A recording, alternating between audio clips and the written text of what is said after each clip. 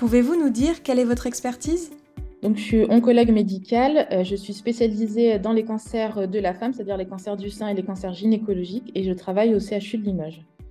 Pourquoi parle-t-on des cancers du sein? Comment les différencie-t-on? Effectivement, on ne parle pas d'un cancer du sein, mais des cancers du sein. Pour ce faire, on va utiliser 3 marqueurs que l'on va retrouver sur la biopsie ou sur les prélèvements que l'on fait. Donc, il y a le premier, c'est les récepteurs aux oestrogènes. Le deuxième, les récepteurs à la progestérone. Et le troisième, c'est ce qu'on appelle la protéine HER2. Et avec la combinaison de ces 3 marqueurs, on va faire une sorte de carte d'identité du cancer qui va permettre de choisir quel type de traitement on va proposer. En sachant qu'un des plus connus, souvent on parle du cancer triple négatif, c'est-à-dire que les récepteurs aux oestrogènes, à la progestérone et HER2 ne sont pas exprimés, et donc on va donner des traitements spécifiques à ce type de cancer.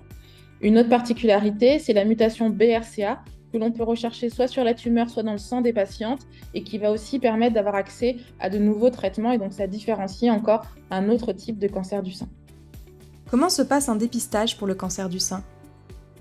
Il y a 2 types de dépistage. Il y a le dépistage, on va dire, de la population générale, dont on entend beaucoup parler dans le cadre d'Octobre Rose, c'est-à-dire un dépistage entre 50 et 74 ans, en sachant que c'est l'âge où c'est remboursé par la sécurité sociale. Ce qui veut dire qu'au-delà de 74 ans, il ne faut pas oublier qu'on peut continuer à faire un dépistage individuel du cancer du sein, et c'est même recommandé par la plupart des oncologues et des gynécologues.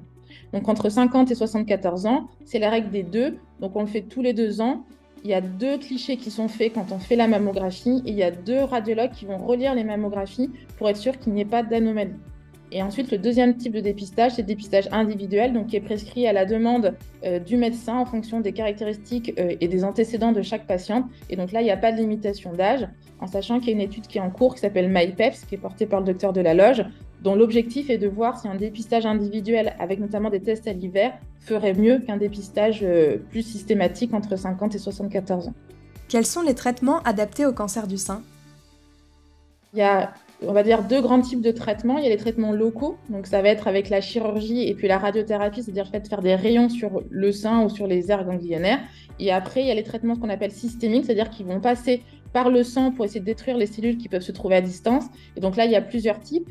Le plus connu, c'est la chimiothérapie, qui là, est un peu indépendant du type de cancer. Et puis après, il y a des traitements plus spécialisés, en fait, avec l'hormonothérapie, qui va cibler les récepteurs hormonaux pour empêcher, en fait, les cellules de s'alimenter et de grossir. Et puis des traitements ciblés qui va être spécialement dédiés aux patients qui ont un cancer du sein avec une expression de cette protéine HER2.